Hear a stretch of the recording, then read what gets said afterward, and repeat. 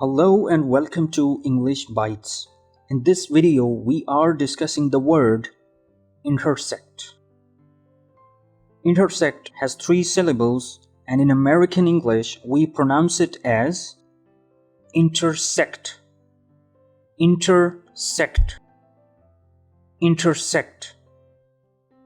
In British English, we pronounce it as intersect, intersect, intersect.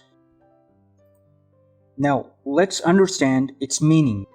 Intersect means where two things meet or join or cross each other, often involving lines or objects.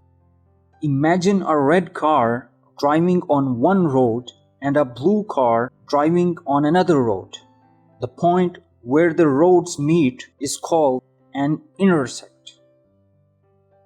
The example sentences are: number 1, 2 roads intersect at the city center.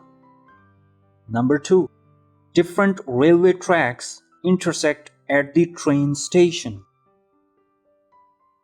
Synonyms of intersect are connect, cross, meet. Antonyms of intersect are disconnect, separate, miss. The first form is intersect, the second form is intersected, and the third form is intersected. Common preposition used with this word is at. The other prepositions are intersect with and intersect in.